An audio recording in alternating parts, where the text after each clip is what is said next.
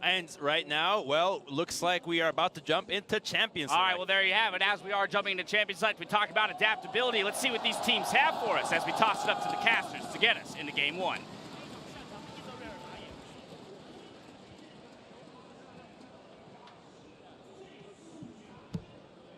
Final game between WE and Cloud9. We've seen 3 quarterfinals so far. This will be the final one to determine that semi-finalist. Yeah, and throughout the quarterfinals, we've seen so much adaptation between group stages and now. What are the bans going to be in this series? Because these teams are even unique to all the other teams you've seen before. Already an Ezreal ban.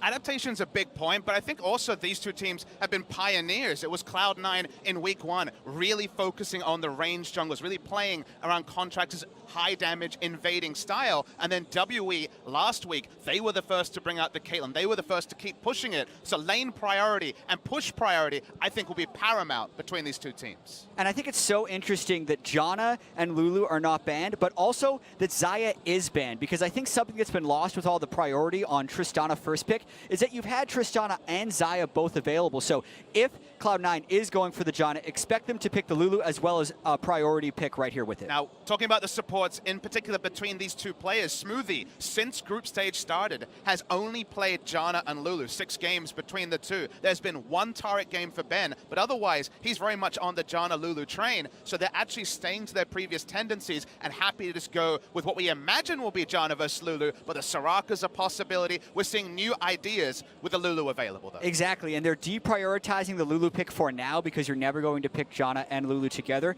And just to speak about the Janna priority, both these teams have been on that train since the play-in stage nearly a month ago. They were really the first when people were still wondering whether or not you had to go with the Janna Lulu bottom lane. They were already doing that, so very comfortable with that strategy. It is surreal, but is it a Caitlyn takeaway here? Caitlyn has been interesting this week. WE were the team that loved to run the Janna Kate. They showed us that first. Cloud9 cribbed the strategy from them and ran with it as well. So it's getting really interesting here, as right now, we're just waiting to see, will we have another one of those one-day metas? Will this just be the greatest hits of both these teams in week 2? And I think it is so risky for Cloud9 to pick Caitlyn this early on, because I was expecting it to be matched by a Varus or an Ashe. But what is so bold about what Team WE has now done is they're picking the Kog'Maw right with it. So this is actually the lane that Caitlyn will look to actually be able to bully.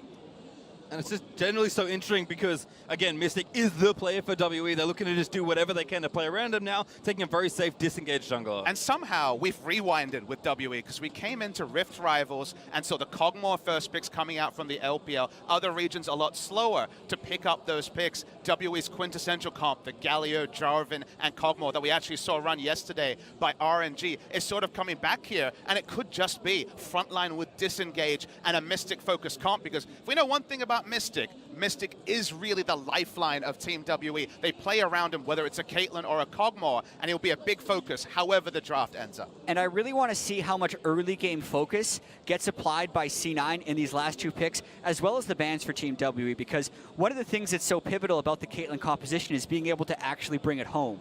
When C9 did play this in their clinching game against AHQ, they played it with the LeBlanc in the mid lane. Yet to pick a mid laner, will we see it banned by Team WE? Gnar and LeBlanc were C9's 2 solo lanes when they played the Caitlyn last. Certainly been strong here. I like the Jace as well from Cloud9, just taking away probably one of the best solo laners we've seen outside of NA. Obviously a champion that at Worlds I haven't performed too well with, but we'll see what Cloud9 have here for their next one. Is again, we expect bot and jungle focus in the first, but lots of adaptation in the later stages. And they're both priority laners. Jace in the top lane, there are not many matchups that you can really run happily into it. Maokai's the best of the tank matchups, and Lucian blind pick has priority on a lot of lanes. So to me, it's trying to just give coverage for both 957 and xiye, allow them to opt into what they usually like to go for, the happy wave clear, the tank also, and continue to build around Mystic's Kog'Maw. Yeah, Orianna, I think that's actually triggered by the Lucian ban. Lucian is often a pick into Orianna, and Orianna was one of Jensen's best picks during the regular season in the NALCS Summer Split. So while I don't necessarily think he was definitely going to go for it, I understand the ban by Team WE. Well, we'll see what Cloud9 take it out of this phase at least. Again, trying to set up now. They have one counter pick, but will not get this one, so have to show their hand and impact. Going to keep it safe. It's a big pick for him. Shen's been banned against him frequently. It's only one game in the group stage, but a very memorable one where he specifically won the Cho'Gath versus Shen matchup especially early, he was getting a big CS lead. He was taking aggressive trades. Cho'Gath is taken by many teams at that spot. But when you go for the Shen, you free up specifically Contractz to play a very aggressive invading style, and if he likes the Cho'Gath matchup, he's probably going to get it. And this is an interesting thing because I think both teams, in a sense, are getting what they want. Team WE got the most powerful support by picking blue side. They've also picked tremendous scaling with the Kog'Maw, the Corki, and Cho'Gath and their 3 lanes as carries. But C9 is just planning to try and run over Team WE in the early game. So very early on here, we're going to see the result of this game. Really, who's going to have the lead by 15 minutes? Because if C9's jumped out to a huge lead, they would be in control. But if they haven't, Team WE might take this one home. And that's certainly been the thing that's really... Hey! Oh my God! Aurelion Sol for Jensen. I was thinking about the Cassiopeia. I was thinking, okay, laning into Corki, what can you take? Jensen's bringing back an old favorite. First, Aurelion Sol, certainly since the group stage started. I love these new picks we're getting dribbled out week after week, and the Aurelion Sol roaming a Shen. You can put it together and guess the Cloud9 focusing on that early to mid. Maybe we can check this, but I am 99% sure Jensen has never played this champion in competitive. That's what first comes to mind. He was not one of the people to ever play this. I see about 15 mid laners on the pool for him in 2017, but I agree with your pastry. This is completely out of left field for Jensen. Who he sends his regards, brings himself to the tournament with his famous Aurelion Sol, this time from Jensen.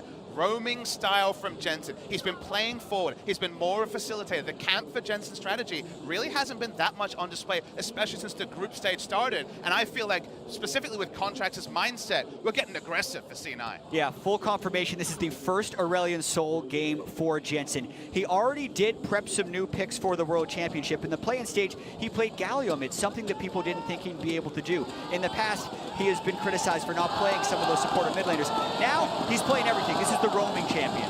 Certainly is. It's amazing to see such a big change in presents, but again, you come to Worlds, the metagame shifts, your power maybe not where you want it to be through your mid laner. Well, you have to change things, and Cloud9, as much as they have played their style so often through the tournament, now up against one of their most fearsome opponents here, they have to change things, and this is a huge change in the first game. And what I will say about this team composition from C9 is when we started to see Caitlyn make a resurgence into the pro game, which was actually back at MSI in 2016 with COG, it was so often paired with Aurelion Sol because the setup of the siege is emboldened by having the Star Surge from Aurelion Sol going around and setting up the Caitlyn. And I feel like for the side of WE, there should be no ambiguity of where the Aurelion Sol will play around, because it's still, remember the bot lane matchup, it is Kate Lulu versus a Kog'Maw Janna lane, so they are going to be looking for the fast push. Aurelion Sol can leave lane as early as level 2. I think we've even seen level 1 roams, but realistically, the level 2. So getting one of those 5 to 10 minute turrets is going to be the priority, and C9 are looking to spring WE's own early game priority Caitlyn comp on them, and potentially even better with what Aurelion Sol can uniquely provide. And I do feel like it is so greedy by Team WE, knowing they're going up against the Caitlyn and the Lulu, picking the Kog'Maw, and then also starting with the Relic Shield on that Kog'Maw. So there is an opportunity for C9 to take some huge advantages here, but Team WE got here because of Mystic and because of the way they can play around him. So the confidence is not unfounded. And I love the point that you point out the Relic Shield, because this has not been the standard in quarterfinals. Groups, certainly, but in quarterfinals, Doran's Shield has risen to allow for just maybe a couple more minutes on the turret with more combat stats, with more regen. So going back to Relic Shield is basically saying, hey, we don't respect that you can push your timings as well as this comp may indicate. It has been Cloud9 style, but somehow we've ignored all of what has happened at Worlds. We've gone back to LPLWE in terms of what they want to do, pull it long. But C9, they're pressuring early. Already getting that lane priority in mid. This is what Aurelion Sol does. He gets the first wave shoved early. Oftentimes he would actually go and start taking enemy Raptors, but that was years ago before many junglers started there. Jensen opts not to, but what we do know is he's pushed xiye in, and that gives Contractz a window to go and try and take this blue buff. Good word here, though. He's going to spot Contractz at least, so WE will have the necessary information as they move through the rest of this game, and you can already see Condi actually spiking up towards the blue buff. So we're going to actually vertically split the map to start things off, and again, with WE being so bottom lane focused, they should be fine with this. Yeah, I actually think that this is a favorable vertical jungle for Team WE, because if you look at the way C9 is actually going to snowball this game, it is through the bottom lane, so it's important that Condi can get a little bit of vision. Certainly, I would actually agree with you completely there, Jack. I feel like C9, if anything, would have loved to split the map with them owning the bot side, so specifically Aurelion Sol can make his visits more likely to be unseen. Now we know there could be wards anywhere on the bot side of the jungle. It's extra coverage for Mystic and Ben, and there's no advantage really to allow Shen to overextend, barring some decent damage trades if he can use aggressively the taunt. But Papa Smithy, based on the lack of bot lane control, and when Condi went for the blue buff ward, Sneaky and Smoothie actually fell out of lane. That meant that Condi did not counter jungle blue or any sides there, so he's actually extremely far behind here. Contractz full health, will be able to take Raptors, and then still do a full clear of his blue side. So based on the vertical split, C9 actually wins out huge. They went up, all ends up. It looked like it would be even, but like you say, Jad, that last bit of execution wasn't there for WE. They felt the need to pull back. They're going on an information invade. Notice that Condi still is only at 2 buffs, still only level 2. Also have these trades in top as well. Impact, again, knowing that this matchup is likely, seems to feel comfortable and has been winning in those early trades. Jensen also got his first back in, has some early laning power here with the Dark Seal, now joining that Corrupting Potion. So generally Jensen, either in his lane or somewhere else, can get aggressive, and xiye will be forced to Valk away. And also 957 just used his teleport to get back to lane phase. So the fact that Contractz has such a large experience lead on Condi just going to hit level 3 off of that Krug camp, where Contractz is level 4 and can hit level 5 if he clears that quadrant of the jungle, makes a bottom lane dive a likelihood that is difficult for Team WWE to counter. Yeah, now we reset what we were talking about in terms of vertical jungle. Now we just say they're on the right side. Though Condi is looking top side. Trying something here onto Impact, but Impact can't see him just yet. 957 though, actually playing pretty far back. Big wave built, and here comes Condi. Taunts good, Impact can just skate on out of there. Impact played that so extremely well. It's like he sensed that Gragas was behind him, cheating down, going back and forth, and then taunting immediately before the body slam could hit. I think Condi misplayed that, but it was very well played by Impact. And on the bot side of the map, at the same time, Contractz is junglering bot side. They have no information on where Contractz is, so the minimap tells the real story. We can't see the turret HP on the screen just yet, but you know exactly what game plan they're trying. It's only slowly building, but every time Aurelion Sol goes missing, further action goes bot side. This time, though, the Aurelion Sol's actually top side. Coverage for Impact, TP into WWE also, but actually Impact might be okay. Jensen, he's gonna make it! Maybe in time! 957 goes down! First blood to Impact, and xiye forced to flash, does get the counter kill as Jensen now already burned the heal. Might have to flush back towards the turret, is trying to buy a bit more time, and WE, they'll pull away. Condi almost goes down as well. Actually, Jensen still fighting xiye, but that bad times there, the voice of light. They line up, and Jensen snipes him down. Just hit level 6, popped it out, got the mana for it as well. Things go better than expected, and I think WE was surprised that, sure, they knew Aurelion Sol would leave lane, but going topside, that wasn't the original plan of this draft. The wave pressure for C9 is just overflowing right now. 12 CS lead in the bottom lane, first blood to their top laner, first level 6 onto Jensen. This ends up going horribly wrong, and even while they're threatening this dive, Jensen is 2/3 of the way there, then a missed and dodged body slam by Impact to extend this play. Yeah, didn't get the flash onto the Cho'Gath. He dies anyway. xiye looking for the kill, eventually gets it, but because he has the mana up, he's popping the corrupting charge. He's able to get so much more return damage and wait for the 6, because the 6 here was big. Yeah, he needs the mana from the level up as well. Knows he's going to get it on the turret, stays close. xiye right in the death path of that Aurelion Sol, and that's such a good start for the first time we've ever seen Jensen play the champion. And look, 3 stacks on the Dark Seal. Catalyst already finished. Jensen having everything go his way. And again, the Caitlyn that we talked about to set up this game. We expected both Mystic and Sneaky to play it. Look at the amount of damage that left unattended Sin have been able to do with their duo lane. And that's why originally when we saw vertical jungling be set up by WE bot side, we're like, wait, suddenly now it's overextensions for C9 to make the play. There is some defensive wards. They do see on the bot side, Jensen going for that second roam of the game, but the action, it's all bot side now. Yeah, and they don't even need to dive this turret because Contractz is level 6 against Condi. Even with that first blood assist that Condi was able to help with, he is 800 gold down on Contractz right now. So at least in the first 7 minutes, Cloud9's early game snowball is online, but they must keep this pressure up. And Cloud9 really decide where this game is played. The moment that Aurelion Sol and a level 6 Jarvan enter an area of the map, WE have to be the most defensive, the longest route possible. They're just on information. It's a human ward here from Condi. Condi's in a smart position, but this can also be a 5-man dive for C9. So Condi will surprise him here, but what does C9 bring? They got Shen as well. Now they know, but here comes Jensen. Stun already lands. He's staging out, going to be committed. Condi Smoothie flashes out, but Impact follow flashes for the kill. They want everybody. C9 looking for a Jensen, going to tank a few turret. It's an Impact. He's going to go in next. Tornado down. Mystic flashes out of the stun, but Ben, not so lucky. Smoothie able to take him down, and they get first turret gold, and Jensen get him too. Chasing down Mystic. Barrier pop, but that's not enough. 4,000 gold, 8 minutes into the game by C9. When you draft up these early game compositions, this is exactly what you're hoping for. Early game versus scaling is always a seesaw. How much scaling can we take to not get punished by an early game team? When you're looking at the mid lane champion pool from Jensen, if you look historically, you don't give him credit for the Aurelion Sol, but he warps his playstyle. He plays for the team, and it's a bot lane focus for a team where Smoothie is not often named as the primary carry. And this cuts both ways. C9 has done so much to do right here, but Team WE is doing this wrong. They have no TP in top lane, no TP in mid lane. They cannot control the Shen ultimate. They do not have vision of Aurelion Sol. WE has to run. They cannot defend this 5-man dive. It is a fool's errand. Maybe this play works with at least one TP up, but Cho'Gath is 20 seconds away. Corki's nowhere near. They had the double TP in case of this sort of situation, but the proactivity of C9 keeps foxing what the side of WE is trying to defend. And to add insult to injury, Mystic burned his barrier when there was no realistic way of him escaping the Aurelion Sol. It was a heal up, flash up on that guy, and he was never going to outrun the stars. And of course, the thing that kind of ties it all together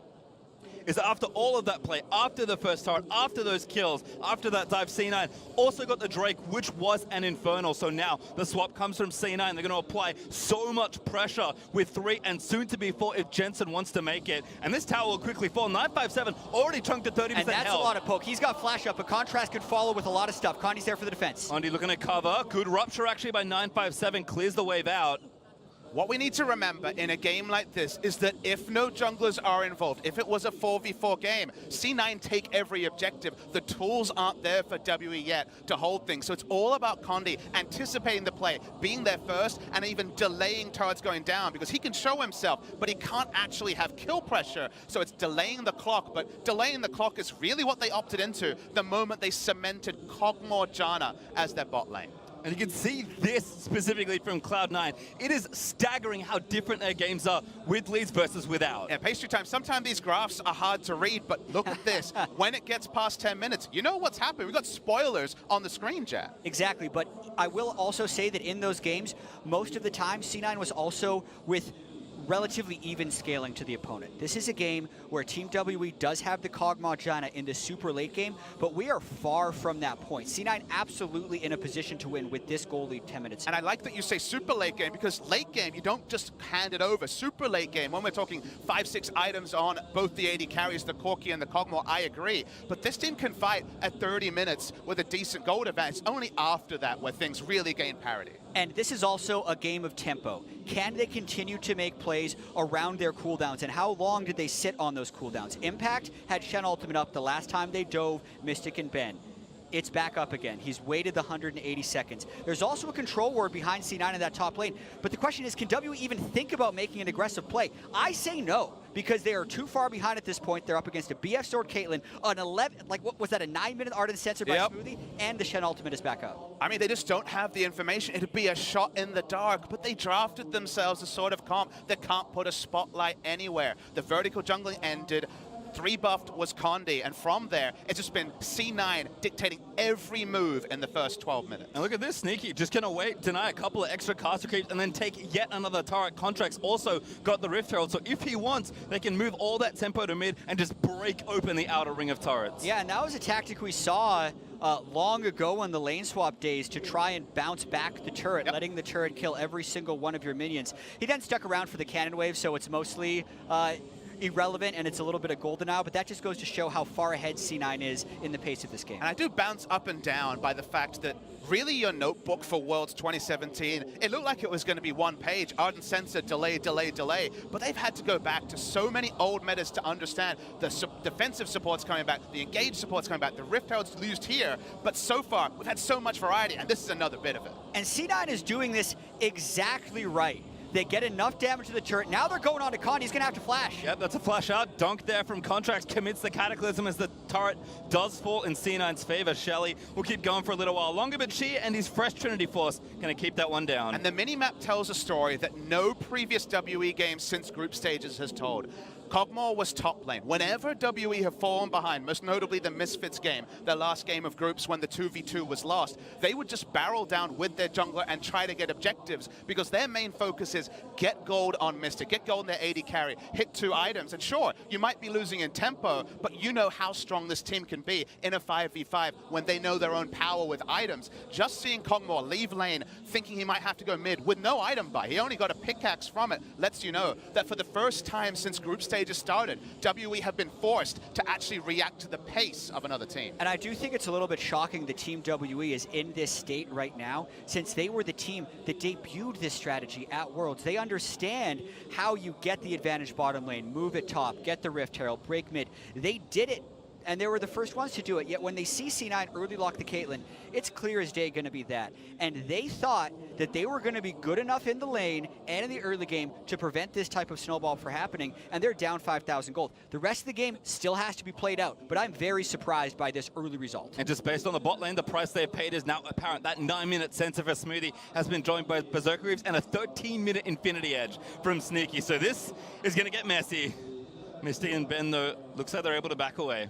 And looking at the way C9 is building as well, with a Cinderhulk Jarvan, there is a worry that C9 runs out of damage at a certain point. So they absolutely have to keep this tempo maybe even faster than this with the way they're going. They've gone heavy on the tank ability, and they do have some very strong power points, but it will run out. It's getting harder to go so much faster, though, Jack. The easy objectives are all dead. The Baron, 6 minutes seems like a long time with how far C9 are ahead before that becomes an objective they can even set up for. Setting up control wards and actually assaulting inner turrets is usually more specific. A brush camp at level 9 from a Gragas could turn from something, but I feel the same feel you do. They still feel like they're on a clock to keep maximizing because the question marks do come in about 15 minutes. Exactly. Cloud Drake should be taken immediately. They need to keep the waves pushed. But I think more so in the next 5 minutes, they need to burn WE flashes. I actually don't care if they get the kills out, because if they can get a flashless Mystic or flashless xiye, then the Baron Force at 20 minutes becomes so much more threatening, since WE won't be able to check it. And that's how C9 needs to win this game. They get vision control in the jungle, they burn flashes, and they take Baron at 20 minutes. xiye, they're going to get ganked. Smoothie, Sneaky, and the rest of the crew almost there, but xiye commits the package to get himself away. Yeah, xiye is happy to just push up a minion wave and then back, because there's nothing for Cloud9 to fight for. Basically, everything has been surrendered. They've been able to set up a side of the map where Kog'Maw can farm, which actually 3 minutes ago was looking pretty tricky, but for now, they've been able to do so because Cloud9 are pushing around the map. But we really are waiting for Cloud9 to go back, buy some control wards, set up somewhere, and try assaulting those inner turrets, because there's just nothing else to fight for.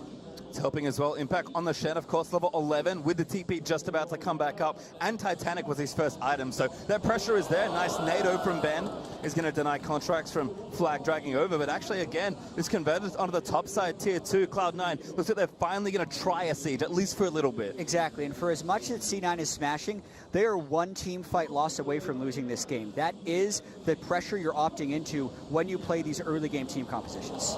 Sneaky took a lot of damage, actually. Condi now looking for the flash. Doesn't have it, though. Contract's going to recommit. Ulti already out from Gragas. Contractz does the Cataclysm, but then flashes out of it. Sneaky catches him in a trap, but the Tornado's going to stop that. Jensen, looking for the snipe here, but again, C9 is happy to play patient. Really like the cast coming through from Condi. He hit away both DPS members, and Contractz realized he could be turned upon, knock him away. That's extra cooldowns forced by WE.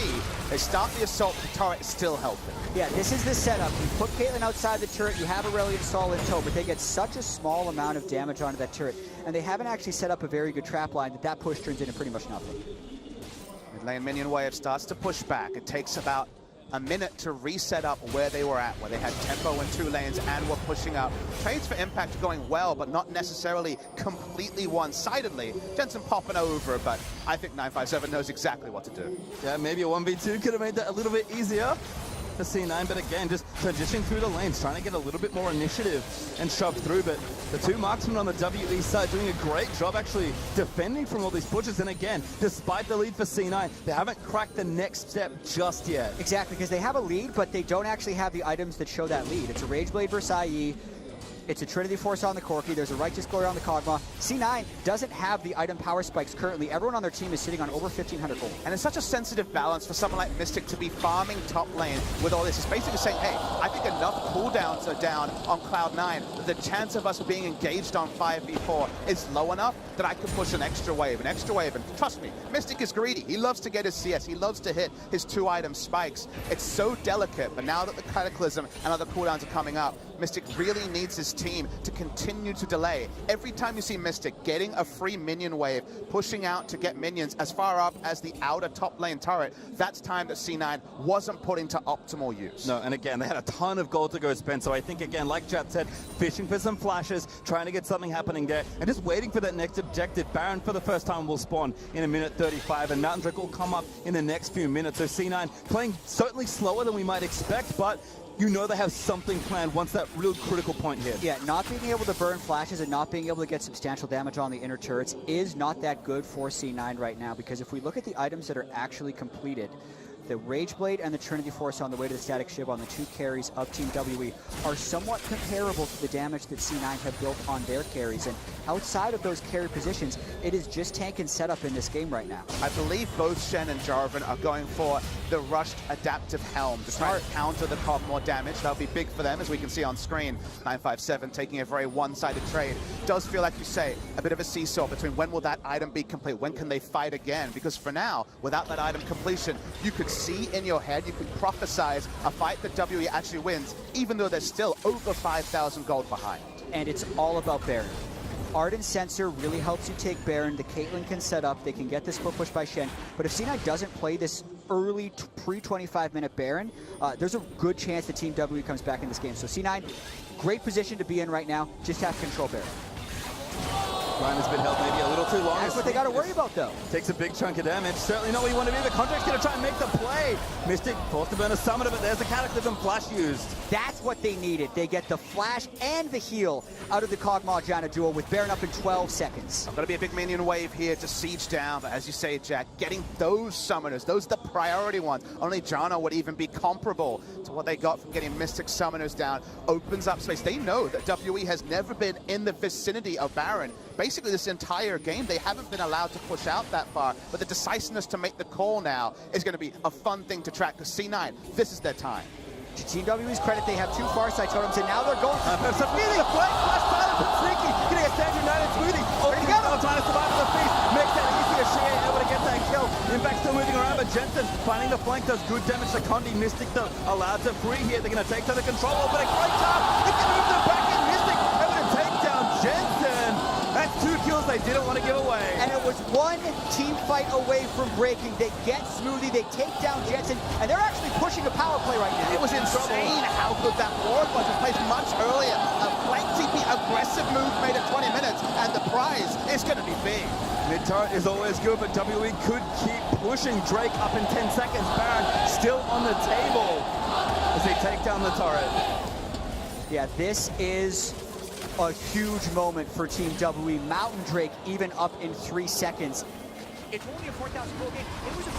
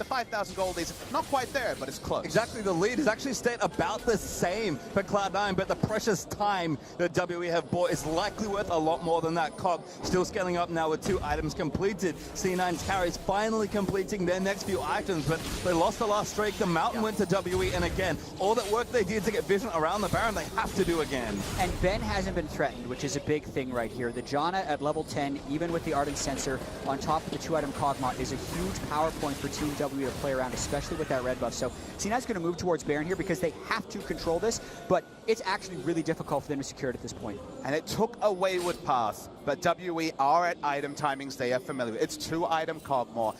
The path that it got here is not the same as some of the other games we've seen where they just careen straight through bot lane trying to make plays. Condi might be face checking. Yeah, Condi does face check. In fact, with Coach of the Colossus might be all right. So from Jensen, no, but Contractz dives in. Shoots out, actually, it's the voice of light. Deals so much damage to it. Sneaky, still taking damage. His impact finally TP's in. Mystic playing on the front line almost gets Jensen. It's all about Janna.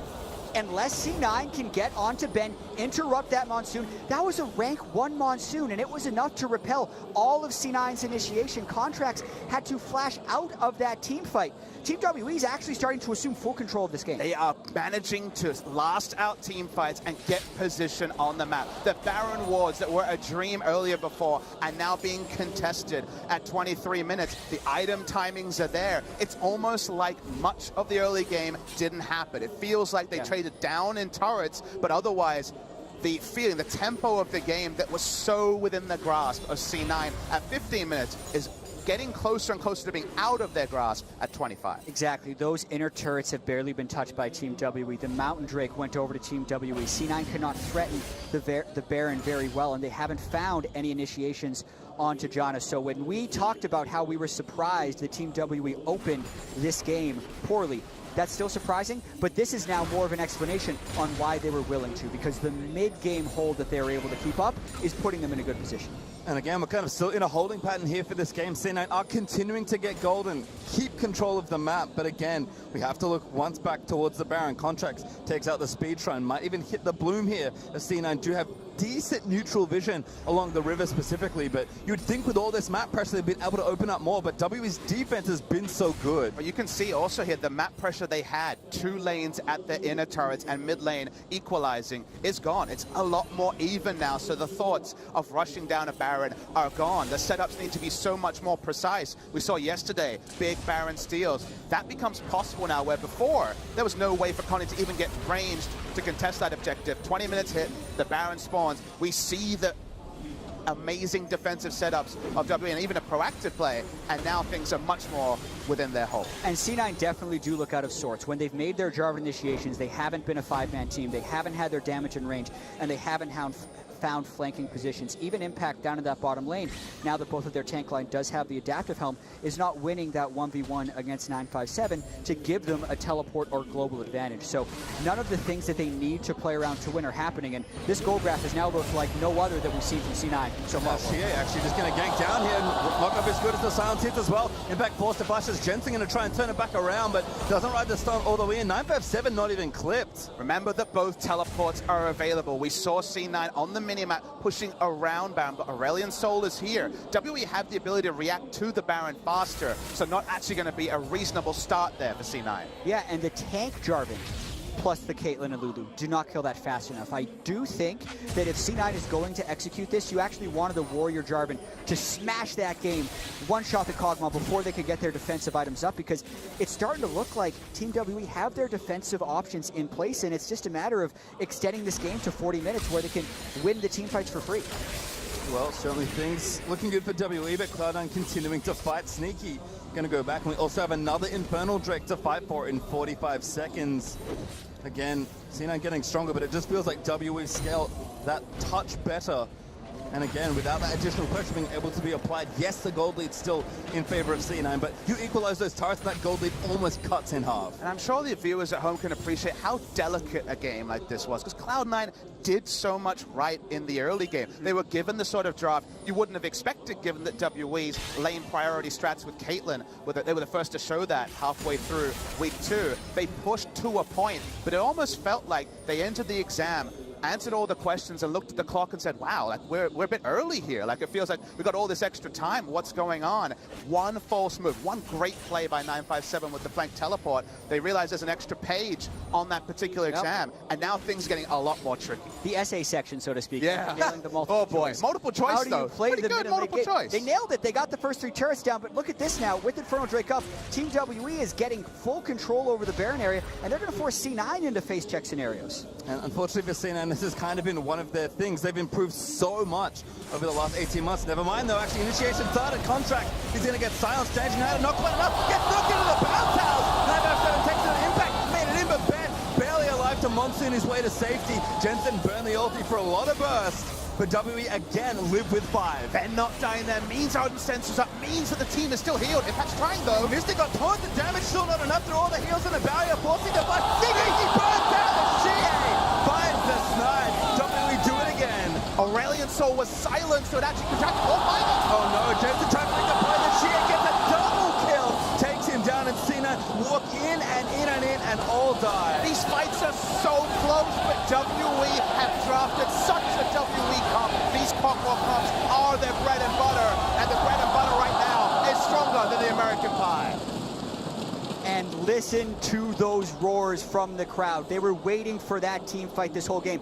And so much does go wrong for C9. They were very close to winning this fight. The body slam misses, but the focus on Contractz right here as the channel comes in takes the aggression away from C9. They're not willing to go all in right here with that voice of light. The fact that they didn't kill Ben means he can heal up so much with that monster. Ben dies here. I think they bulldoze the fight. They go for the re-engage, which they didn't need to opt into. Watch Jensen in the next fight. Impact comes in. The stars are expanded, but the silence drops the damage from the Aurelion Sol. 400 or 500 damage. Might have got one member. It doesn't happen. And on the back of all this, WE pick up an Inferno. Sneaky as well, could never find the right target. He nearly killed xiye over the top. He then chased Condi down at the bottom. And then when he did try and go for Mystic, the flash forward was straight into a rupture for that fight. Nearly might be the word of the day for game 1 here. The gold lead is gone. There's no gold lead for either side. WE have wrestled back what looked like an unwinnable position, and now they have the scaling advantage, and C9 don't even have a gold lead to their name. Yeah, and when we talk about why Caitlyn fell out of meta, these are the games you're talking about. Even if you have a strong early game, if the enemy team ever catches up, your damage falls off. You do not have the attack speed for level scaling. You do not have the same crit damage when someone steps on your traps. And you struggle to find last hits. They are absolutely outscaled right here. That 300 gold lead is effectively a massive lead for Team WE. WE even with the Infernal Drake to match. So again, really everything in their favor, especially with still a minute 50 left with the Baron to play with. 957's going to give them the lead and tie up the turret deficit.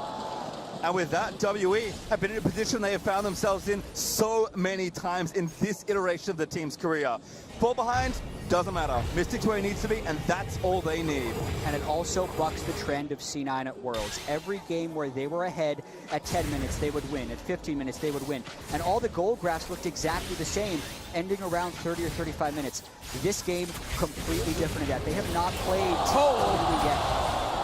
Ulti burnt there by Lulu, keeping Sneaky alive again. I mean, Mystic is already enough of a problem, but xiye, another very strong late game carry, and would have pretty comfortably almost solo Sneaky. This is such an interesting world where teams have shown strategies, shown 2 weeks to play, and then you make predictions based on that play, and suddenly they return to old trends. Goodness. This is LPLWE at its finest. Sneaky again just can't really stay here, and this turret's gonna melt. C9 know they need to make a play, but they need to set up, can't find it. Silence again. Finds on, and there's Sneaky getting a knock back in. No, oh, not quite enough for the Gragas, and now C9 gonna try and shred through, but Ben is doing so much work with that Janna ulti, and C9 just cannot hold. They're gonna lose this inhib and maybe more. Sneaky the next target, but he nets out from under Condi's body slam. 957 though wants to take him down. Rocket is good. Jensen back from the dead, out of the fountain. Towards that, into the turret, they grab the shutdown. Jensen also taking a little bit too much, but Mystic took down Jensen and goes down to Sneaky. Jensen is the one who carried that fight from the back end for C9 because that was nearly game over for Team WE. The start of that team fight was so well. Ben empowering his front line by catching them in the monsoon heal to make them essentially invulnerable, but then they continued diving and went a little bit. It was a great play, but the ultimate irony of it, chat, is it only buys them time. Their base is now largely destroyed. front-to-back team fights with the Caitlyn are not going to work like they do for the Kog'Maw on the side of the WE. The chunks went into Sneaky, the turret went down, and the moment the first pick happened here, I wondered if the game was just going to end. Yeah, the ultimate not knocking Sneaky into the team did look like it stuffed the initiation for Team WE, but once again, Ben non-disrupted on Janna, a pick the Team WE, and almost everyone has excelled on, but specifically they're empowering the two carries. This is where it does go a little bit wrong, though, because watch all the work Jensen does, firstly catching xiye in that stun. Yeah, he brings in the Q, able to get the big stun. Very nice play there. Wasn't able to clip any more damage. He went down, but Impact flashes, gets the Kog'Maw, and that means the game does not end at 30 minutes. And again, C9 going to do what they can, given what they've drafted for themselves. Certainly not ideal to find yourself back even at this stage of the game, but Caitlyn now with 4 items, Jensen with the Leandry's now finished doing a ton of damage himself. I mean, every teamfight damage number for Jensen has been impressive. Mystic, don't worry about him, he's just really good at playing a champion like Kog'Maw. I mean, the odds are stacked against C9, but it is possible WE will see what they can do with that mid-inhib down, and that Baron power play almost ended the game, but for C9 fans, this time it did not. Exactly. The odds of Team W winning a team fight are much higher. But if Mystic or xiye do get caught out of position, you are still one team fight away from the game swinging in their favor. There's a lot of base destruction on both sides, so C9 going to try and make a play. Trying to get a bit aggressive. Jensen trying to build a big stun to zone them off this turret, but the siege will continue. C9 able to siege because they aggressively pushed out mid lane, even against Supers. They have a time, but it is a bit of a clock here. They should get the inner bot lane turret, but anymore, it's looking impossible. 957 also coming down, guiding the wave in towards mid. Sin and actually have to exit carefully here.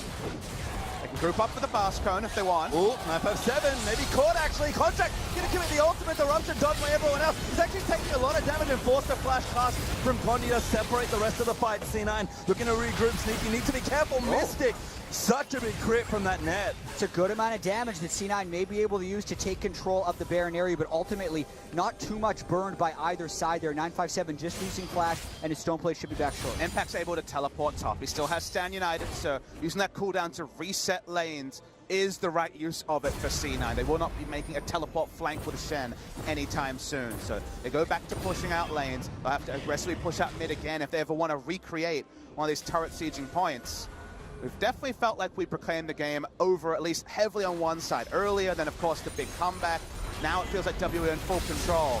You just wonder if there could be that one big play to turn it all around once more. Yeah, it's definitely not over until it's over, but that gold swing does indicate a massive comeback with Elder Dragon up in 17 seconds, 2 Elemental Drakes on both sides, and Baron being up at the same time.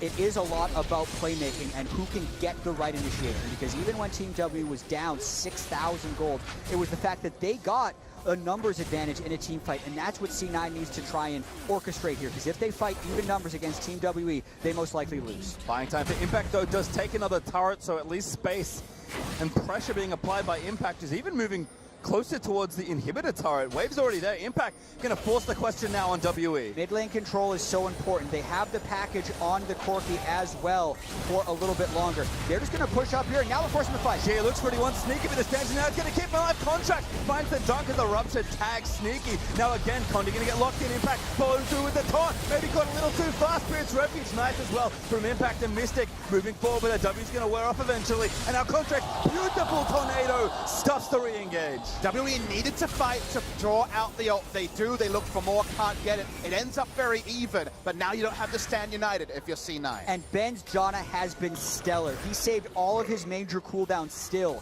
for the next fight. Look at Contractz and Smoothie, very low, trying to heal up with Redemption. But Team WE still have a lot of tools for this fight. They know they can't face check the Baron area. They're blind as Contractz eats damage from xiye. Sneaky with a big rocket. Gonna get tagged again by the poke of Mystic's ulti. Jensen trying to find a stun, can't quite get it onto Condi. And I think Jensen actually made a mistake there shoving the wave when Sneaky needed it to heal up.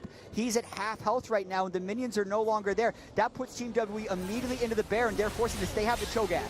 Sneaky again moved up with the Baron already down. Good beast there from 957. Impact into the backline of C9 trying to play this. Jensen knocked up by the Rupture. Silent not going to quite follow. Mystic kept back by the Voice of Light. Frontline holding though for WE. And no real initiation here. Cask is down. WE are all about walking up to an objective, having the tanks in the front, and using their double AD carries to park them down. We're actually seeing C9 make a straight translation to Elder. They're trying to rush this. They might be able to get there. Double TP is on Team WE. 957 rushing in. It doesn't have ulti though. 957 just gonna play interference. Robster, can he tag it? No. Sneaky last hits the Elder Dragon. And it's all about the recall game right now. No empowered recalls on C9. They need to get back to base to defend against this Baron up Team WE. What we can say about C9, through all that craziness, even with the compositional advantage from WE around the Baron, to their credit, C9 had both their side waves pushed out in a massive fashion. Look at this huge grouped wave on your screen, and top lane was similar. WE did not have minions working with them while they were making that Baron hold, and even with all what we've said so far, at least C9 setups have mean that we're still within one team fight on either side of the game perhaps ending. Yeah, and so much of Team WE is into Mystic, but that is also because Ben has done such a great job supporting him. Through the group stage, you can see a stark difference in these teams' damage distribution. So much has come out of Contractz in the group stage, but that's different this game as he went full tank Jarvan. He also had the gold lead that a Warrior Jarvan could have been arguable for the early game. In this type of late game scenario though, yes, the tank Jarvan is actually better as far as buying time. And even him just going Jarvan is a surprise, given that C9 were leaving Jarvan open as a style in their earlier games. They had 4 games of range junglers, 2 each, of Graves and Ezreal. They were showing no priority on Jarvan. The Jarvan early was the first sign that perhaps a surprise would be laid, a trap would be laid in the drop. The Aurelion Sol was supposed to be the cherry on top of the cake, and it certainly was early. But this is, again, another team iterating what we've seen earlier, showing us new things, and it has certainly worked to a point. Well, don't forget, WE still have Baron for a minute 20, so that bottom tier 2 falls swiftly as WE take the easy siege. 957, the teleport still cooling down. And Infinity Edge just completed by Mystic, now stacking crit to go with all of his on-hit damage from the Rage Blade and the Blade of the Ruined King. So an even larger threat than he was before. And the word even does not describe how the frontline battles will go in this particular next fight, though, because the armor stacking has not happened. I've seen that, understandably. Going for a Contractz, splashes in. Impact also getting ported through. Condi maybe in trouble with the rest of WE are here. Condi hitting down the Impact towards the back of the team. Just and Ben also heals everyone to full at the back end of that fight. Contractz probably flashing a little bit too early. You have to be able to trap xiye in either the Cataclysm or in range for the Shen top if you're going to make that play. 957 wasn't there. They did not feel that they could win a true 5v5, but they can't even burst down one member before the massive dinosaur regroups. And now, once again, WE going to take at minimum an inhibitor. They're going to be sniffing for the end. They still have the Baron buff for one more wave if they decided to go in for it. well, tagged there by Jensen to 957, but again, he takes almost no damage, and the Warmocks will erase all that very quickly as well. WE just retake the mid inhib, and now surfing towards this bot lane are going to maybe look for another turret. Again, Impact dead, but 10 seconds till we back. A second inhibitor will be really big for WE because the sort of stand we saw from C9 around Baron was only possible with 2 lanes pushing against 2 super minion waves. That'll be really hard to do. Sneaky in trouble and trying to heal back up with the Ardent Sensor, kiting around a lot of that. CC actually 957, maybe in trouble. CC, don't stop it! Goes down to Sneaky. To actually use that and still die, just not enough there for 957. Only going to lead to a disengage. It was a lot of damage. They surprised them, but only leads to a disengage from WE. Doesn't lead to a proactive play. What is the correct proactive play? Pushing top lane. That's the only one that's really clear right now, is the objectives. They're not on the rift. I will say one thing that is helping C9's front line is the double copies of the Gargoyle Stoneplate with the Locket of the Iron Solari. That's a temporary 1,500 or so health shield that they can trigger in these team fights whenever Mystic is pressing W to go for that huge amount of damage. And when you made that analogy earlier about C9, Papa Smithy, about nailing the multiple choice, maybe the middle of the test was the short answer. And they're doing a pretty decent job on the essay portion because team comp-wise, they shouldn't actually be staying in this game. And if this game had ended at 32 minutes where it looked like W would roll through, you would wonder what C9 came away with from this game. But the fact that it's been extended, the fact that C9 has showed excellent play, almost against the odds in the late game, just serves as a taster for what the rest of this series could be. C9 had a wonderful early game. WE's defense defense, it seemed like it was unnecessarily risky with their drop, but it still was impressively done. You're going to see the replay here. 957 just opposite to too much damage and a trap as well. Yeah, and Condi was also at about half health, not willing to pull the trigger on a full engage, which allows C9 to step up. A little bit of the protection is coming through from Jensen, and they're trying to get all the possible damage they can out of this. They've actually built the Zeke's Convergence on Lulu, which, when I run the math on this item, is pretty good in the very late game, because it's a multiplier of about 25% more overall damage since it's deferred over 2 seconds for a max item. And I want to talk about the itemization a little bit from Mystic. We said before, IE complete. Remember that a lot of these builds were Wit's End, very on-hit focused, a Frozen Mallet. He went Infinity Edge, Blade of the Ruin King the moment he saw the double adaptive helm. Sneaky taking a lot of damage from xiye again. Using that package, Locket forced out. That's Contractz that used his. But Impact holds his ultimate, and Sneaky should be able to heal up as long as Smoothie's next to him applying no shield. Yeah, that magic was just stacking not on Sneaky, so he dies real fast. I had to cut my point there, but he had to vary his damage profile here on Mystic, so he just didn't get completely answered, specifically by magic resist stacking, and especially the adaptive health. Well, C9, hold on. Sneaky stays alive. There's a very big Cho'Gath. Gonna wander down towards Impact, who's trying to get the pressure started again. This time in the bot lane. Impact does need to keep doing this because, again, C9, we talked about pure 5v5 is not going to look too good for them. So optimally, Impact is out applying pressure on the side lanes, and C9 can either force something or try and seesaw the map pressure. But with Baron back in 20 seconds, another big point of tension is bubbling. Yeah, with the package up, you're wondering if Team WE is going to be willing to go for the engage, because as much as we talk about C9 not threatening Team WE hasn't threatened C9 that much in the last 15 minutes or so either. They don't really have engage. You know, that is something they are lacking. They have great siege setup. They can win most 5v5 fights when they're enacted on even territory, but C9 just saying no even fights. Sneaky again. Yeah, xiye holds the package though, and Sneaky healing back up. Have to kill AD carries completely. That's kind of the rule in this metagame. It's hard with a Janna Lulu, let me tell you. And it's the Blade of the Ruin King that's also sustaining Sneaky so much. Building that against the Warmog's Cho'Gath is helping his damage profile quite a bit. Well, inside track for WE onto the mid inhibitor, and it is down for now, but again, Super's riding in, might threaten the Nexus turret. C9 gonna take the long way around, maybe. This could be a big point of conflict. Team W want this control so that they can then cheat towards the Baron, but C9 don't want to let him Condi out. split onto Sneaky, moves it back into the team, and the Wild Growth is burnt down now. 957 the target, but Mystic is unleashing hell. Again, WE now actually on the wrong side, but Impact took too much damage there. C9 don't really have cooldowns. Yeah, track them on both sides. Stand United wasn't used. Ben has his ultimate, just redemption to heal everyone to full. Ironically, it's benefiting Sneaky to have a Raptor camp to lifesteal up. He gets back to full health. Only Mikhail's of the actives is available for the supports. If there was some way to heal the C9 front line, they would be more confident about this play, but they're going on Baron regardless. They're going to force here. They kind of have to. They do get damage on the 957. Sneaky going to dodge that next rupture, but xiye so threatening even without the package. The front line's just too unhealthy. Sneaky gets knocked up, but he's going to get away. Ben gets tagged for a shot. In here back up, that might buy some time, but WE's top lane, side lane also working in their favor. Impact is back to full health, in base, waiting for the Stand United option. Creeps in the top lane in the minimap are hitting down the end of turret. Yeah, and that's where C9 want to cheat. They actually want to clear that mini wave. That turret's most likely dead. That's why Impact is on the way. Contractz, though, still very low. Very unsafe as Sneaky keeps taking pot shots from the Corki. C9 forced to see Baron control. Condi even looking for the flank here. Not going to land it, Sneaky. Be careful!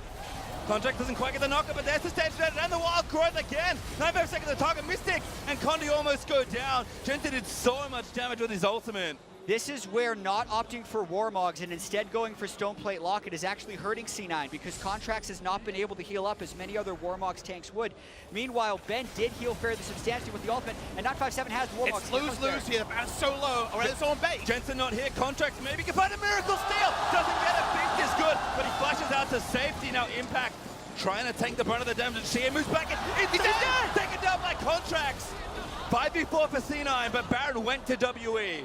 What a big mistake by xiye. They play around Baron for 8 minutes, and he just steps forward to get rid of the next 60 seconds of that power. Just like C9 at 15 minutes, WE held all the cards at 46 minutes. Not even about the comp, it's where they had the minion wave at. Jensen had recalled, wasn't even there for the Baron take because he needed to answer the minion wave. He quickly had to veer over. It was the right decision to start Baron. They secure it, and then xiye getting just slightly over eager changes everything.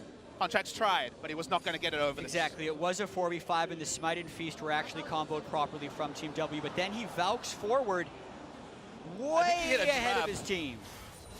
Insult plus injury there. That was bad news for xiye. But again, almost back out. 10 seconds left for the Elder Dragon spawning in 15. Cloud9, it's their turn to try and play proactive. Yeah, and I think C9 is going to force right around the Elder Dragon, maybe try to get some poke down right now. Doesn't it? Does have TP, but yes, still dead. Now back alive. Committed instantly. And that's what he should do. Team WWE wants to get mid lane control to then push C9 off the Elder Dragon. Well, again, WE still positioning well, but C9 have the priority now again, racing down towards the Elder. But this will be risky if they go for it. They're going to rush it, and it could cost them inhibitors or the game if they don't get this. Notice there are no summoners on the initiators, but summoners on all the carries. It's so difficult to pull the engaged Condi once. 957 can't get in. Elder Dragon over to C9. Impact over to Torment up. They're going to try and burn down the front line with the Elder Dragon buff. Sneaky going for the damage. Mystic is positioned well. It's so tight as a redemption. But oh my god, that damage. Voice of Light flashed out of by Mystic. Contractz though still going, looks to dunk xiye, almost goes down, but he flashes out of the way. A lot of indecision by Team WE right there. They didn't know if they wanted to commit to inhibitors or fight at the Elder Dragon, and then they end up picking a fight against an Elder Dragon C9 team who burns multiple summoners on Team WE and now pushing because the inhibitor had respawned, there wasn't even minions pushing in. The minion wave's here for Cloud9. They're the ones trying to get their first base turret of the game. Time to bust through there for C9 perhaps. Kind of wears out. Big sideline pressure from WE, maybe preventing a potential siege, so the tension barely dissipates off of Summoner's Rift. C9, they'll reset. What if I told you that at Worlds 2017, WE would get heavily beaten in the early game? They actually have the fastest average game time at this tournament at 31 minutes. They were the ones that delayed the Caitlyn, the Caitlyn strategy. C9 were number 2, and using their own strategy, used it against them. WE got what they have so many times in the LPO. They made the defense even with a very greedy Kog'Maw Janna draft, but yet in the late game, where it feels like the deck was stacked for WE, C9 is outthinking them, and in some places, outfighting them. And Papa Smoothie, we've had this conversation throughout the quarterfinals. I'd say that it's not realistic. Just like I would say, Samsung trioing Longzhu was unrealistic, or that Misfits taking SKT to the brink 2 days ago would have been unrealistic. But so many things have defied expectations here at the World Championship, including the seesaw of this game for the reasons you mentioned. The scriptwriter needs a raise, what I'm hearing from all of this. I'll let him know as Baron is spawning in C9. Actually still have about a quarter of the duration on that Elder Dragon left. Sorry, that was the Baron buff wearing off. We'll get back to where we're going. But C9 again could still maybe make a fight happen with this buff. The likely result is, again, we go for a full reset and wait for the objectives to spawn or for the next fight to happen. And what I do find really interesting about this damage profile for Mystic is he's gone for the crit build, but Kog'Maw doesn't have space in his build for Last Whispers. So yes, he was diversifying his damage profile, but as far as 6-item builds go, this one isn't that great. I think it's just a simple point right there. If you diversify your profile, you don't do either thing as well as if you fully committed to it. He certainly can't sell the boots with Lulu movement speed. I mean, 2 crits coming through from Sneaky kills him. So he is caught between 2 masters with the build. And Sneaky has done that, like you mentioned or alluded to there. 6 items fully, no boots needed for him. As Jensen, again, eats a lot of pokies. Not particularly tanky as the Banshee's Veil gets stripped away by the living artillery. And all of a sudden, we're in a 50-minute game 1 for our last quarterfinal here. It's going to have to do something that almost no team in the world can do. That is out teamfight WE in the late game. And what's crazy is they couldn't win a team fight 25 minutes in with a 5,000 gold lead, but suddenly at 50 minutes, they've actually been advantageously facing WE. I'm going to give C9 a little point of credit. They couldn't buy a team fight. They couldn't get a team fight. They weren't getting access to one. They were flanked with what they wanted. But you're right, they couldn't engineer the team fight they were set up to win. And now we're in that surreal spot where the ones they're supposed to lose, they're very competitive. And when we said C9 couldn't engineer a team fight, we're seeing the same thing from Team WE. The teams with the advantages in this game haven't been able to push them. They can't get through the front lines. And when their carries do step up, they're getting blown up. xiye vouched forward for the trap at the Baron area. The first fight that C9 lost that gave Baron over Team WE was a sneaky flash forward into instant death. So whenever either of these teams have tried to be too proactive, they paid the price. And let's talk about how WE actually can be proactive. It's difficult. 82,000. Wow. It's a lot of sneaky. Almost double. Missing on the front. He's going to go down. Oh, we actually killed Sneaky before he died. 4v4, 957 late to the I don't know if they have the damage here, C9. xiye might have enough. Impact pops the stone play, but 957 is chasing. Here comes Condi, looking for the flank. Silence Rupture in onto Impact. Body slam on a Contractz, but Impact flashes out. Knockback on a Smoothie. Cask is not good. But xiye, he's still a marksman. Gonna try and shoot down C9. Jensen looking to buy time. Voice of Light pushes them back, but it's only 2. Gets interrupted. They're still running as Contractz goes back in, flashes out. Has to save All his defense teammate. right now because one team still has an AD carry. It's xiye from the mid lane. That's why they're feeling confident right now. Sneaky was killed with both summoners up in an instant. That's the high damage from both sides. And him dying means that WE, they've got Corki. They're happy to push up. Not only that, Papa Smithy, Lulu ult, Lulu heal. So unsurprising, everyone was tunneled on killing Mystic. They forgot that he would do damage back to them. That could have been a game-winning fight for C9, but Mystic returning the damage on his Sneaky, and Sneaky not using his summoner spells keep this game open. Sync death time, as that was almost simultaneous as we'll watch it again. They were feeling so good. They're like, wait, Mystic doesn't have flash. This is our time. They get their man, they take him down. But watch the return damage on Sneaky. Oh my Holy crap, God. those 3 autos. Crit, crit, boom. He also got his spells off on him. The ultimate did get him in the end. The Shen ultimate was used onto Impact. Defense was an afterthought for C9 when going into that fight.